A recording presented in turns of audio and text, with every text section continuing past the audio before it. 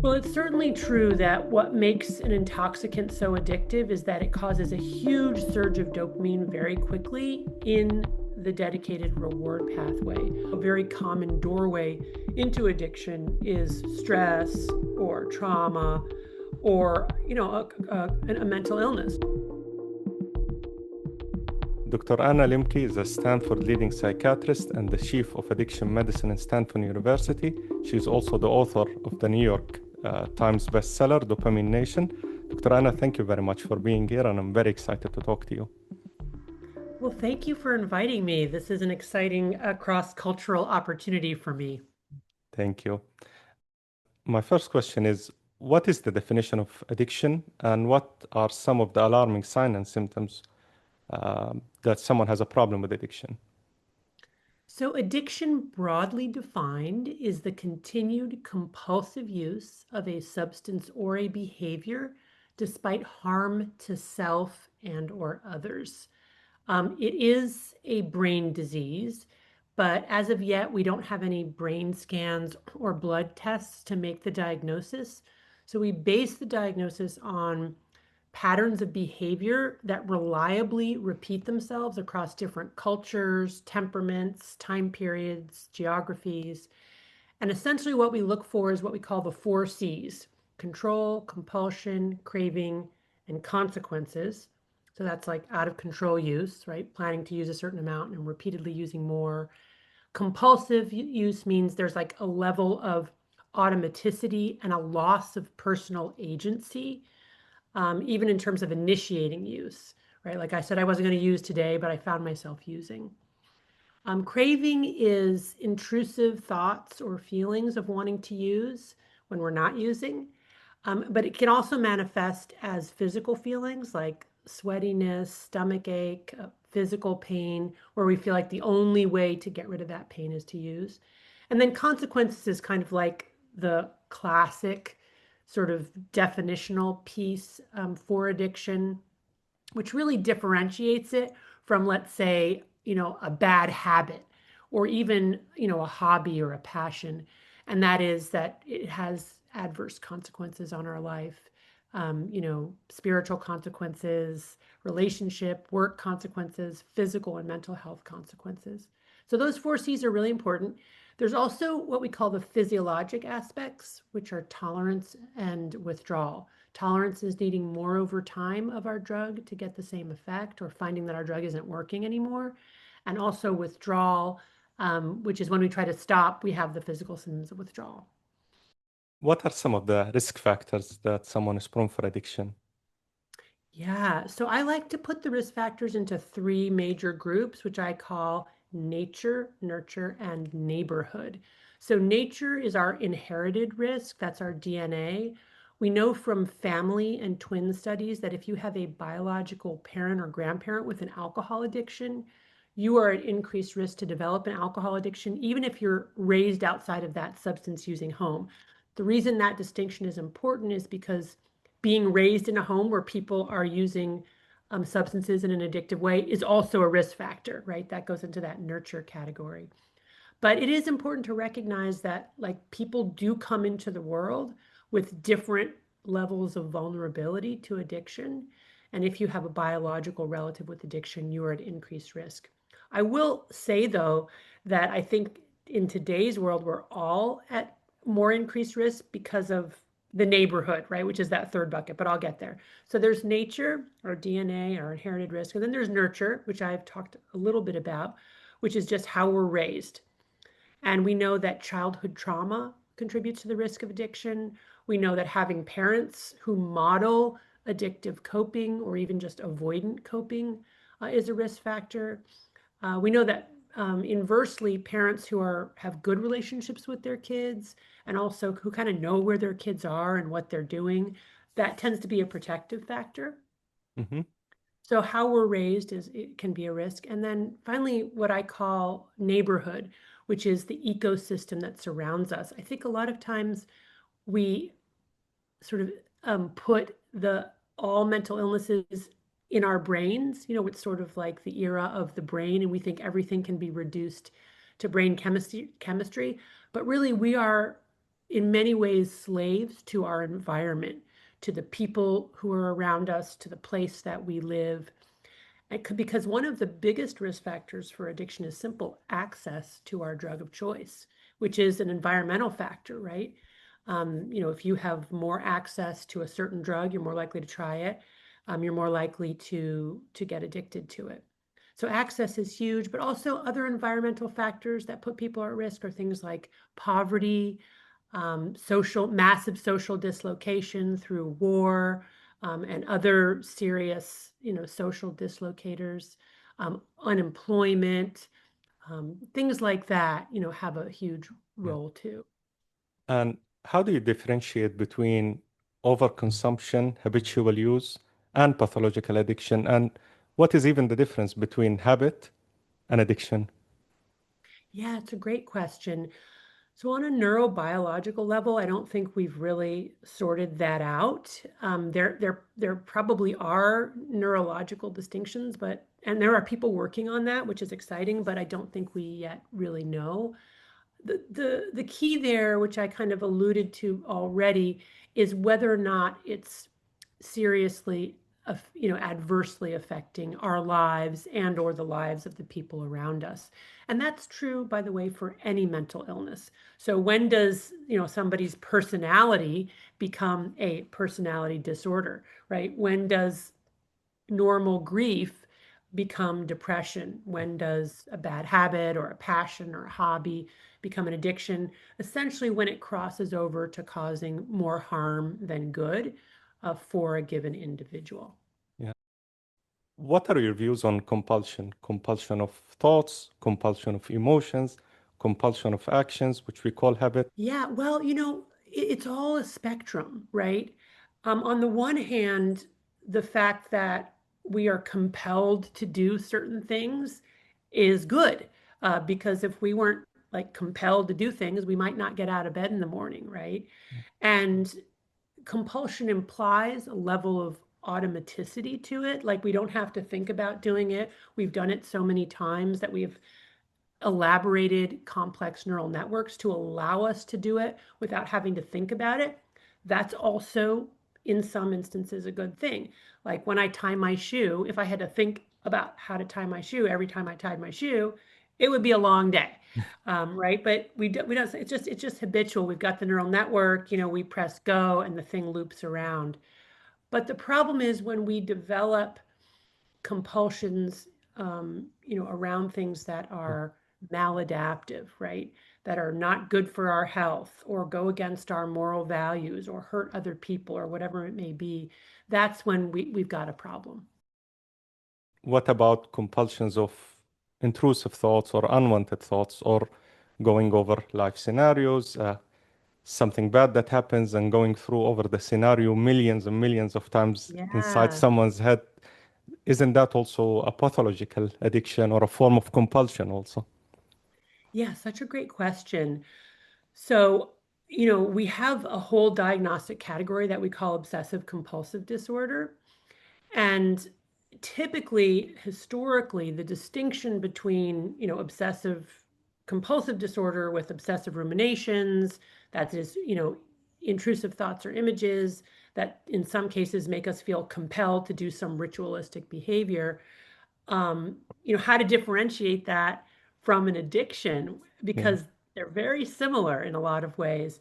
Historically, the way that we've made that differentiation very, very broadly is to say, well, OCD is what we call ego dystonic, which is to say, these are intrusive thoughts and images that I don't want to I don't want to think, but they come anyway. And addiction was, well, these are things that I enjoy. So that's the difference. But really, the truth of the matter is that people might start out enjoying their drug of choice, but as they progress to addiction, they don't enjoy it anymore. And the craving that comes up is incredibly ego dystonic, meaning I don't want to have this craving because I don't want to use, and yet I still have these intrusive thoughts and images of wanting to use. So I think there's a lot more overlap than we previously, have sort of recognized or conceptualized. And I think in many ways we can think of addictive behaviors and OCD as more similar than not. The other thing is that even within the realm of OCD, where we have these intrusive thoughts and images, for example, as you may know, I am a compulsive worrier. I'm constantly worrying about my kids. Even when everything is going well, I can find something to worry about. It's like floating around. And if one kid has a problem, and then that gets better, I don't like necessarily feel better. I just find another kid to worry about, if you know what I'm saying. And what occurred to me about 10 years ago is that in a way, I was addicted to my own worrying. And that, on the face of it, doesn't make much sense because I don't enjoy worrying. Trust me, I don't enjoy it. I wish I could be free of it. And yet, there is a weird way in which worrying is my happy place, with which I associate some superstitious thoughts or magical thinking along the lines of, well, if I'm worrying about it, then somehow magically it won't happen, right? Which is, that doesn't make any sense. And worrying doesn't help me, and it doesn't help my kids either. So really, what happened is I kind of got addicted to my own thought loops, which means that the intervention, the treatment, was to really conceptualize worrying as an addiction and to intentionally try to abstain from worrying, for a period of time long enough to sort of quiet down those neurotic thought loops. So these are just, looking at things through the lens of addiction can be helpful. It's not the only lens, importantly, but it is a lens I think that, especially in our modern world, has been really useful. Yes. And would you say many of the mental disorders come also from unwanted thoughts, even stress and anxiety, depression, just overthinking and ruminating, and that's also some form of addiction? Well, absolutely. So we know that one of the doorways into, for example, using addictive drugs is to try to escape negative emotions or bad memories or, current stressful situations. That's a very common reason that people will, resort to using intoxicants because in an instant, they can change the way that they feel and they can numb those thoughts and feelings and feel better. So certainly, a very common doorway into addiction is stress or trauma or, a mental illness, right? If someone has depression or bipolar or schizophrenia, they're hearing voices, they are at higher propensity than the person without a disorder to try, a substance to sort of what they call self-medicate, which is why people with psychiatric disorders experience addiction at higher rates than people without psychiatric disorders. But I think one caveat here, which is really important, is even though in the moment it might work for a given individual to sort of soothe their feelings, in the long run, it actually makes all psychiatric disorders worse, Yeah. right? So people who have mental illness like depression, anxiety, schizophrenia, bipolar disorder, who also use addictive substances and behaviors will have worse outcomes of their anxiety, depression, bipolar disorder, schizophrenia. They'll have more hospitalizations, more episodes, they'll die younger, they'll need more meds, all of it. So Yeah. it's not actually medicinal is the point. So in a way, this idea of self-medicating is really a misnomer. You said sometimes you worry when you think about your children, and if you believe that the worrying is unnecessary, it's over worrying, how do you handle it? How do you manage your thoughts? Yeah, well, the first thing that had to happen for me to be able to, help myself around this problem was number one, to recognize that it was happening, Yes. which by the way is really hard because when we fall back into these kind of ruminations, we're activating what's called our default mode Yes. network, which is the network that gets activated when we're not outwardly focused on something else, right? It's kind of like our default or our baseline. And we just kind of slip into it unconsciously. So the first step is just becoming aware of what it is what are our default ruminations, right? And I became aware I had certain default ruminations, usually of the interpersonal variety, like worrying about my relationships with other people, because I'm very relational. And I think also being a mom, you just, your kids, they're a big part of your life. So, the first step was just being aware. And then once I had become aware of just the sheer amount of time that I was spending ruminating and worrying about things that, it didn't help. It wasn't helping it. So let me just make a distinction there too. If we're problem solving, that's different because we're trying to figure out, we're doing that all the time. We're trying to solve problems and then we enact a solution and we see how it goes. Worrying is like totally separate from that, right? Or obsessive ruminations, it's the loop and it's not contributing to any problem solving. So once I became aware of that, I actually tried to abstain from worrying, which is Mhm. hard because then the bar is in your brain, as they say. Yes. But you try to abstain for 4 weeks to sort of deactivate those networks. And you can do that in a number of different ways. You can just consciously, when you find yourself engaging in that thought loop, say, I'm not going to think about that. You think about something else. So distraction. Hmm. The other thing you can do is you can just deep dive into the rumination and just recognize, so let it be, but recognize it as what it is, just this thought Yes. loop that's happening separate from you, like various forms of prayer and meditation, to quiet the mind. Contemplative meditation can do that too, where you just focus on the breath. It's a form of distraction, right? You're focusing on the breath and trying to quiet those obsessive ruminations, that quiet down that default mode network. The other thing I found really helpful is prayer. That's where you take it and you give it over to something, higher, power greater than yourself, and you ask for help, right? So that's even in and of itself sort of a separate, because you're pivoting outward, and asking for help. But I found that to be very helpful. Spoke a little bit now about mindfulness and some form of meditation. Would that strengthen also the cortex and make you more conscious of your thoughts, more conscious of your behavior, and would that help with these compulsive thoughts? Definitely, because as I said, we slip into them automatically without even realizing it. It's almost like a daydreaming state, an Yeah. unpleasant daydreaming state. So things like mindfulness, any kind of mindfulness practice is really just a way of saying we're getting to know our own minds, right? We're getting to know what our minds are always active, Yeah. even when we're asleep, they're active. We wish they wouldn't be sometimes, but we can't stop them. So just getting to know, okay, what are the things that kind of bubble to the surface? And of course, the important piece there too about mindfulness is to do that without judgment, right? So we want to make sure that we're not like observing a thought and being, ooh, gross, I'm a horrible person. How could I think that? Yeah. But instead having compassion and just saying, oh, okay, being kind of in a place of curiosity, like, oh, my mind is doing a weird thing right now. Okay. Could you talk to us about the prefrontal cortex and its role in addiction and what dopamine does to the prefrontal cortex? Yeah. So the prefrontal cortex is, an evolutionary later stage of brain development. It's that large gray matter area right behind our foreheads. And it's very important for planning, for executive function, for autobiographical narrative, for putting the brakes on appetitive desire, and also appreciating future consequences.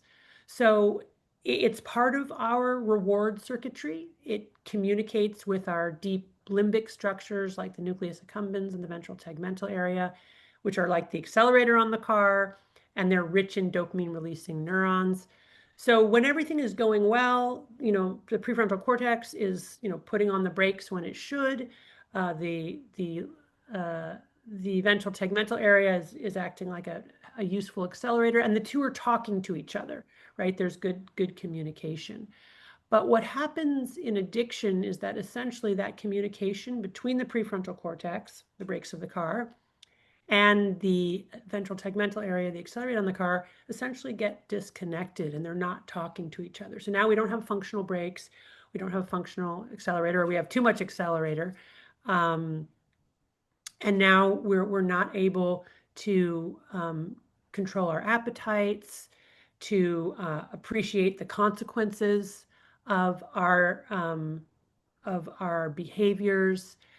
We overvalue short-term rewards and undervalue long-term rewards, what's sometimes called delayed discounting. And so, that's essentially what's going wrong in the reward circuitry when we become addicted.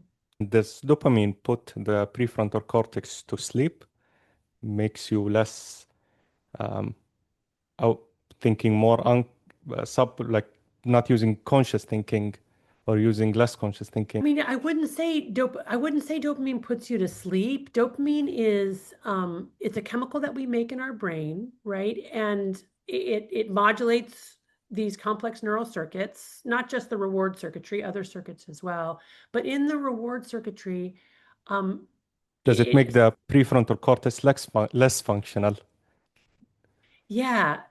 Well, here's what happens. Mainly what it does is it presses the accelerator in the ventral tegmental area. So when we do something that our brain recognizes as um, reinforcing, that essentially releases dopamine in the nucleus accumbens, which is part of the accelerator of the car. And the more dopamine that's released and the faster that it's released, the more likely is our brain to say, oh, that's something good. You should go approach and explore and get more of that. Um, and so, if that signal is strong enough, it's going to essentially overwhelm the prefrontal cortex, right? It's a very old, primitive kind of messaging that says, hey, something happening right now is important for your survival. Pay attention and go get it. The problem is that intoxicants essentially hijack that reward pathway, bypass natural rewards, and now our brain comes to recognize our drug of choice as important for survival. And we give up everything else in pursuit of that drug. And our brains are essentially confused because, drug addiction causes a lot of negative consequences, but our brain is confused because they release so much dopamine that it tells our brain, oh, do that again and again. You talked briefly about reward and chasing reward. Do you believe that chasing desire or reward leads to more unhappiness?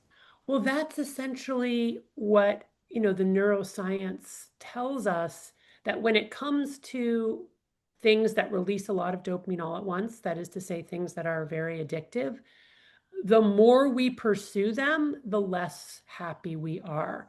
And the reason for that is, in response to this like fire hose of dopamine, in the reward pathway, the brain does something called neuroadaptation. It essentially adapts to the increased levels of dopamine by trying to bring it back down to baseline levels. So it will decrease dopamine production and transmission, involute or remove postsynaptic dopamine receptors, all in an effort to get back down to that baseline level. And if we continue to pursue our drug of choice relentlessly, our brain will actually overcompensate and will end up in a kind of a chronic dopamine deficit state. We're now at baseline when we're not using. We have below normal levels of dopamine firing. And that is the state of chronic withdrawal. And that feels very much like depression, anxiety, irritability, insomnia, and craving. And then what happens is we get into this compulsive loop where now we're not even really enjoying our drug, but we feel compelled to get more of it just to stop feeling bad. So this idea of, what George Koob has called dysphoria-driven relapse. We might start out using because it feels good, but eventually we end up in this place where we're using to stop feeling bad. Would you say is being satisfied with being desire free leads to more happiness? Oh, yeah. Yeah, such a great question. I mean, I just think to be human means to have desires. Like we're built that way. We can't not desire.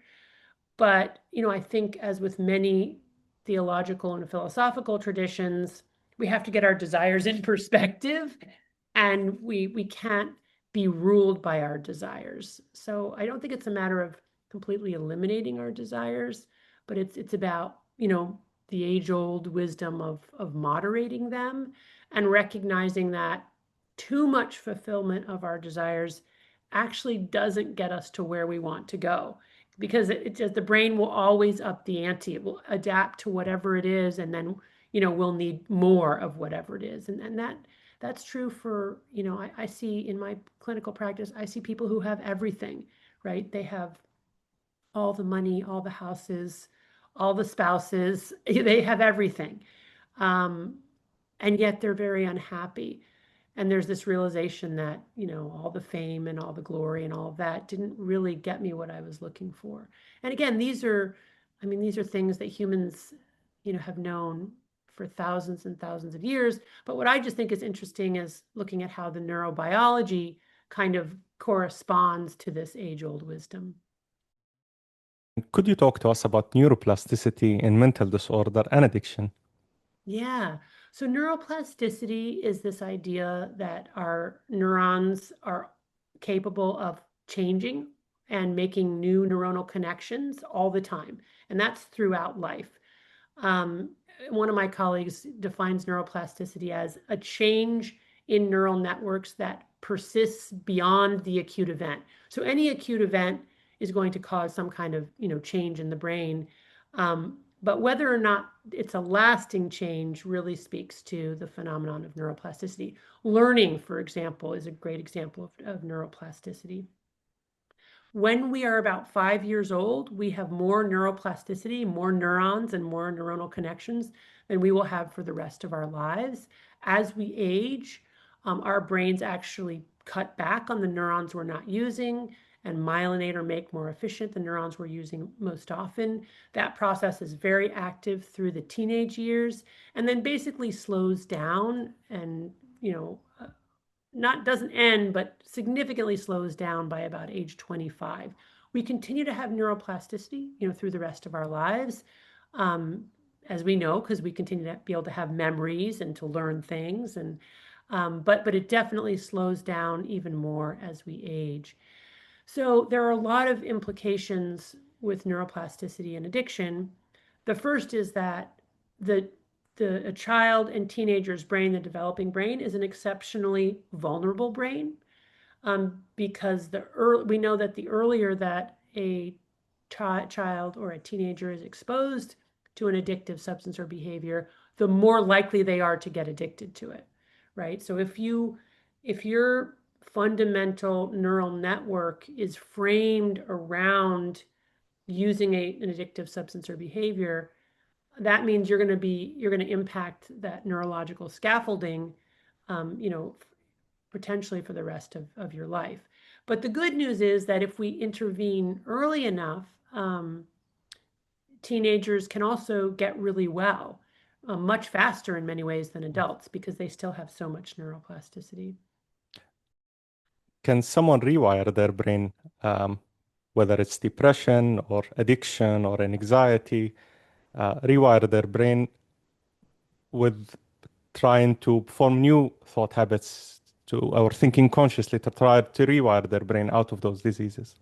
Oh, absolutely. Absolutely. And by the way, even though neuroplasticity slows down as we age, people can change at any stage of life. I've seen people with very severe addictions in their 50s, 60s, 70s get into robust and sustained recovery. I've seen people who have struggled lifelong with depression and bipolar disorder make significant changes later in life and get into recovery. So yes, we absolutely have the capacity to make lasting positive changes at any stage of our lives. And the brain is this chemical soup of chemicals. Could you talk to us about the brain chemicals, neuromodulator involved in addiction? Well, there are lots of different neuromodulators involved in addiction. Every intoxicant or addictive substance and behavior has its own unique chemical cascade. Alcohol works on our endogenous opioid system. It works on the GABA system. GABA is our inhibitory or calming neurotransmitter. Nicotine works on the acetylcholine nicotinic receptor. Um, Cannabis works on our endogenous cannabinoid receptors. Opioids works on our endogenous opioid system. Sex addiction is very complex, but involves serotonin, norepinephrine, opioids. But the final common pathway for all of those different chemical cascades is to release dopamine in the nucleus accumbens, which is why it's become a kind of common currency to measure the addictive potential of various substances and behaviors. But it's an important question because it's not as if it's only dopamine, right? Or dopamine is the only, chemical involved in this, right? It's a very complex chemical process, but dopamine is sort of a way to simplify it, to sort of be able to isolate certain variables. Could you tell us what addiction does to the brain from neuroplastic standpoint and from chemical point? What does addiction do to the brain? Well, essentially, what happens in addiction is that we change our hedonic or joy set point. We end up in this chronic dopamine deficit state whereby now our brain is seeking our drug of choice in order to bring it back up to, homeostatic baselines.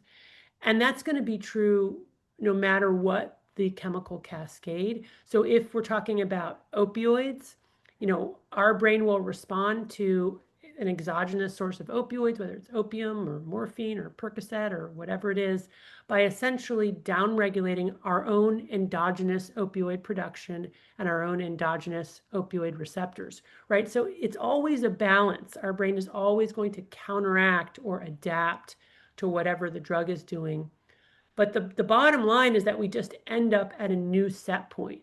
And that set point is essentially when we've entered the problem of addiction, because now we need to have more of our drug in more potent forms, not to get high or feel good, but just to bring ourselves back up to baseline and feel sort of normal. That's the neuroadaptation, right? That's what I But wanted to also. That's the neuroadaptation, what you were just speaking that's the about. neuroadaptation, yes. Yes. And I wanted to ask you about that, about the neuroadaptation and tolerance. And how does someone know which side of the balance they are, whether they're in homeostasis or in the pressing on the pain side or at the pleasure side? How do you know where in the balance you are in the scale? Well, yeah. I mean, the idea is that everybody has their own baseline level of happiness. Mhm. Not everybody is wired at baseline to be happier. Some people, I think, at baseline are kind of more content than others. But this pleasure pain balance, kind of like a scale that represents how we process pleasure and pain, is just a simplified metaphor for communicating how how neuroadaptation occurs, leading to the state of addiction.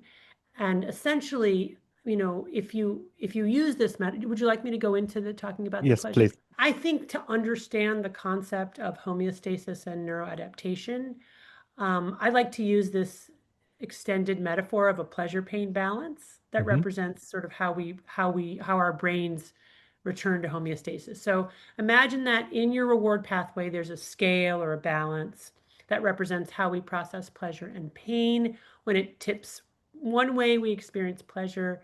When it tips the other way, we experience pain. There are certain rules governing the balance, and the first and most important rule is that it wants to remain level with the ground, which is what neuroscientists call homeostasis. And homeostasis is essentially a finite number of states that the organism must maintain in order to survive. Temperature is a great example. Like we can get colder and we can get hotter for a period of time, but if we get too cold or too hot, we will die. So the pleasure pain balance works by that same kind of homeostatic mechanism. We all have a sort of a baseline level of happiness or just whatever our baseline mood is, and our brain will want to return to that baseline. Um, and that's essentially the rule governing the balance. With any deviation from neutrality, our brain wants to return to the baseline. So let's say imagine we do something that's pleasurable. I eat a piece of chocolate that releases dopamine in my reward pathway. My balance tilts to the side of pleasure. But no sooner has that happened than my brain adapts to increase dopamine by downregulating dopamine transmission not just to baseline, but below baseline. I like to imagine that as these neuroadaptation gremlins hopping on the pain side of the balance to bring it level again. But the gremlins like it on the balance, so they don't get off as soon as we're level. They stay on until we're tilted an equal and opposite amount to the side of pain. That is the come down, the hangover, or just that state of craving, right? Wanting to have one more piece of chocolate. Now, if I wait long enough and I don't eat another piece of chocolate, the gremlin hops off, the balance goes back to the level position, homeostasis is restored, and I go on my way. But in a world of overwhelming overabundance where we have instantaneous access to, everything we could desire, we're very inclined to not wait, right? And Yeah. instead to have another piece of chocolate or maybe eat the whole box as a way to kind of bring the balance level again. The problem is that when we do that, those gremlins start to multiply. They get bigger and stronger. And ultimately, over days to weeks to months to years, if we continue to consume our drug of choice, we end up where we have a pleasure pain balance that's chronically tilted to the side of pain. And that is the addicted brain, right? Now we need more of our drug in more potent forms, not to get high and feel good, but just to level the balance and feel normal. And when we're not using, we're walking around in a state of craving, experiencing the universal symptoms of withdrawal from any addictive substance or behavior, which are anxiety, irritability, insomnia, dysphoria, and of course, craving. So Would that's really important to understand in order to understand why people with severe addiction will repeatedly relapse.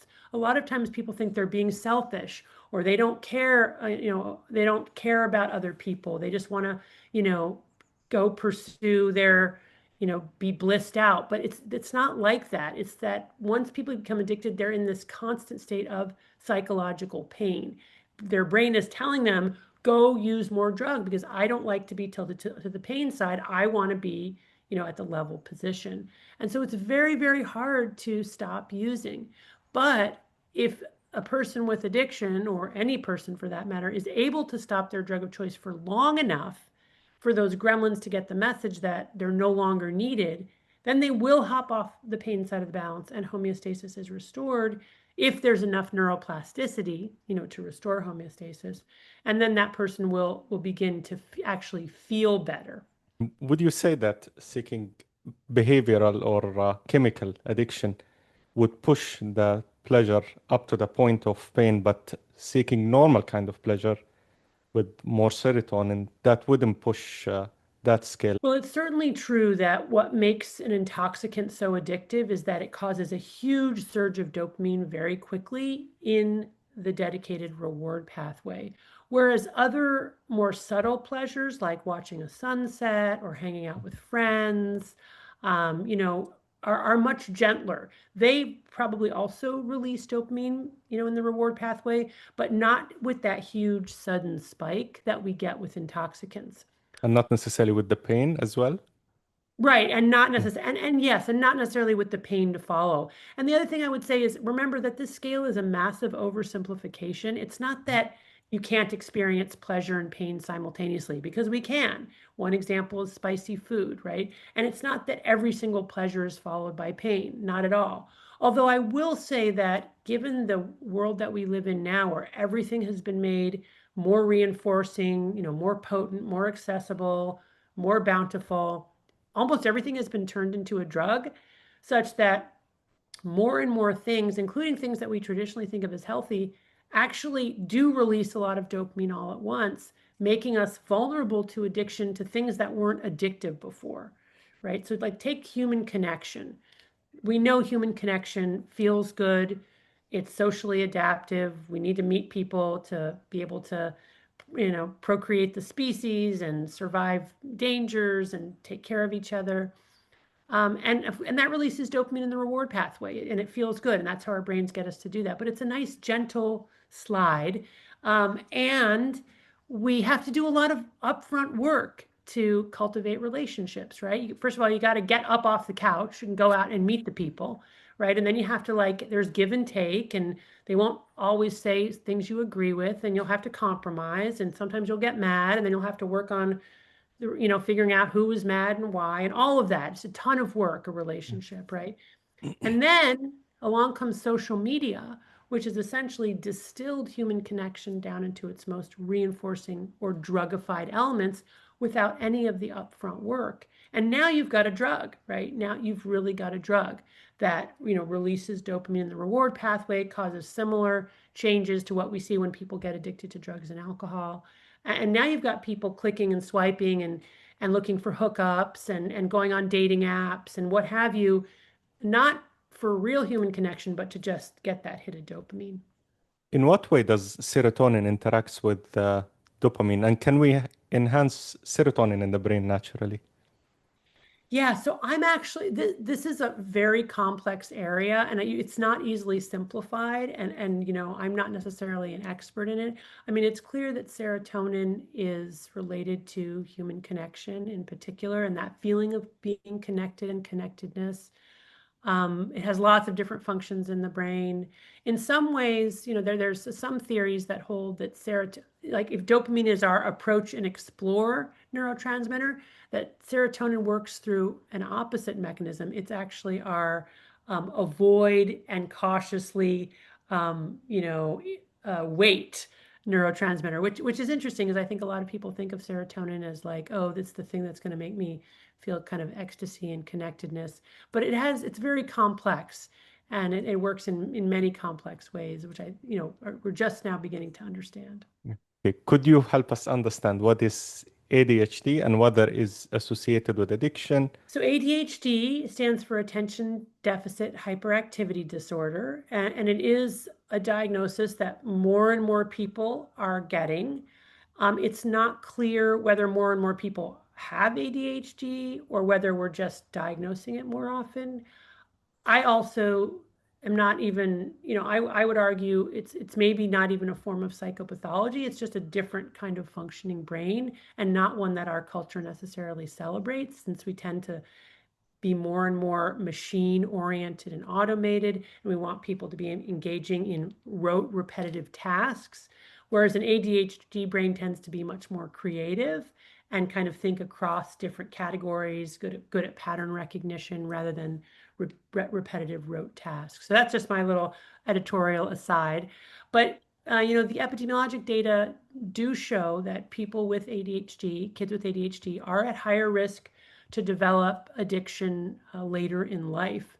And the mechanism of that is not known, but one hypothesis is that folks with ADHD are actually experiencing a reward deficit at baseline. So we talked about, baseline levels of dopamine being released in the reward pathway and how reinforcers temporarily increase dopamine above baseline, and then dopamine always wants to return to baseline. But the hypothesis is that people with ADHD at baseline actually have lower levels of dopamine. So even before being exposed to a reinforcer, they're at a lower level, which may contribute to some of the sensation and reward seeking that is often characteristic of kids with ADHD, as well as the increased risk for addiction. Like, right, maybe they're just trying to bring their baseline levels of dopamine up. The other thing is that dopamine is typically characterized by impulse control. Impulse control means being impulsive, means having difficulty putting the brakes between sort of the thought or idea of doing something and actually doing it. And this is thought to be a problem of the prefrontal cortex. So remember, the prefrontal cortex is our future planning, executive function part of the brain. It acts like the brakes on the car on appetitive control. So ADHD may be a disorder where the brakes don't work as well. Plus, there's more accelerator because of the baseline levels of lower dopamine. And those two things combined, more accelerator, less brakes, again, may all conspire to contribute to an increased risk of addiction in ADHD. Now, one thing that's really important to note is that for a while there were some papers that were published suggesting that kids with ADHD who get treated with stimulants decrease the risk of developing an addiction later in life. But that has been debunked. Since then, meta-analyses have been published showing that stimulants are not protective for kids when it comes to the later development of addiction. And I would even argue that prescribing stimulants increases the risk through simple access, right? I mean, if you have a powerfully potent dopamine releasing substance, it's possible that you could increase your risk of getting addicted either to that substance or another substance, given the brain sort of coming to expect these surges of dopamine. What is the treatment of addiction or some practical advice for either chemical addiction or behavioral addiction? And also, what is the number one reason usually for relapse? Let's say someone stopped his addiction. What would you say from your experience is the number one reason for relapse? Yeah, well, I think, an intervention, which I recommend in my book, Dopamine Nation, but also the official Dopamine Nation workbook, is to first identify the drug of choice, what it is we consume more of compulsively that leads to consequences, and then try abstaining from that drug of choice for 4 weeks. Why 4 weeks? Because in general, that is the amount of time it takes for those gremlins to hop off the pain side of the balance and for homeostasis to begin to be restored. It's not as if addiction is cured in 4 weeks, but 2 weeks is too little to reset reward pathways. But typically, by about 4 to 6 weeks, most people, not all people, but most people will begin to get out of that vortex of craving and be able to, um, be better observers of the real consequences of their use, as well as enjoy other more modest rewards. So I recommend this 4 week, 4 to 6 week dopamine fast, followed by, an assessment of pros and cons, what was good about my life not using that drug, whether it was alcohol or cannabis or social media or pornography or what have you. And then what was hard about it, right? What didn't I like? And on the what I didn't like is actually also the top reasons for relapse. Number one is that people find that they can't hang out with the same people because typically they've now developed a social circle of people who use their drug in the way that they use the drug. So in order to stop using, they had to remove themselves, and that can be very socially isolating unless they get new friends. It is possible to get new friends, and that's where things like Alcoholics Anonymous and other 12-step groups and mutual help groups can be very helpful. So that's a big reason. And the other big reason is just boredom. People just find they have all this time and they really don't know what to do with themselves. And that's a big reason, as well as just the state of craving. Typically, again, craving starts to get better around 4 weeks. It's really bad in the first 2 weeks because when you first take that pleasure or reward off the pleasure side of the balance, all those gremlins that have been accumulating on the pain side will smash us to the side of pain. And it feels like this is horrible and it's never going to get better. That's really amazing too. People lose the ability to project themselves forward in time and imagine a better time. It just feels like this craving is never going to go away. But it does. The longer we can go, the faster we'll get to that place where our brain starts to, rewire itself and we're not in that constant state of craving. So those are two practical tips. I also really recommend self-binding strategies, which is a way of not just relying on our willpower, but actually changing our environment and our access to our drug so that it's harder to get. Because if we can easily reach for our drug, then when we're having craving, we will reach for it. But if we put that drug out of the house, if we delete the app, if we, run water over our cigarettes before we put them in the garbage, we can't easily reach for them again. And that just increases the odds of being able to surf that urge and come out the other side. From your experience, what would you say is the percentage of relapse generally for addiction? Addiction is a spectrum disorder, mild, moderate, severe. So it really depends on where you are on that spectrum. Obviously, people who are more severely addicted are going to have more relapses. But I think it's important to end with a note of hope, which is to say that there are millions of people all over the world in decades-long recovery from very severe addictions. So no matter what you're addicted to or how bad it is, do not lose hope. Get treatment, join a mutual health group, join a mutual help group, reach out to a friend or a professional, because recovery is hard work, but it's doable and it's really worth it. You say in your book, Dopamine Nation, the restless pursuit of pleasure and the avoidance of pain leads to more pain. Could you talk to us about what you mean by that? So remember this pleasure-pain balance, and we know that when we press on the pleasure side using intoxicants, those gremlins will hop on the pain side, and we will have a come down. The opposite is also true. If we intentionally press on the pain side and do things that are hard, within reason, not too hard, not too painful, but just within reason and healthy, tolerable, adaptive pain like exercise, ice cold water immersion, effortful engagement in an intellectual pursuit or a creative pursuit, things that take our effort. Those gremlins will actually go on the pleasure side, and we can get our dopamine indirectly by paying for it up front. So, for example, studies show that exercise is immediately toxic to cells, but we know exercise can give us that runner's high and is really good for us. So what's happening? Well, essentially, the brain is responding to injury by upregulating its own feel-good neurotransmitters, which is the opposite of what happens with intoxicants, where our brain downregulates production of its own endogenous feel-good neurotransmitters. So by doing hard things, by avoiding intoxicants and doing things that are hard, we actually increase our dopamine levels and we can feel better. Now, one caveat here, we're not talking about cutting, right? Because cutting is not healthy or adaptive, although it works by that mechanism. We're talking about healthy types of endurance or challenge or pain that make us healthier in the long run. Also beware, some people can actually get addicted to pain. So we do occasionally see people who are addicted to exercise. It's quite rare though, because it's just much harder to do that.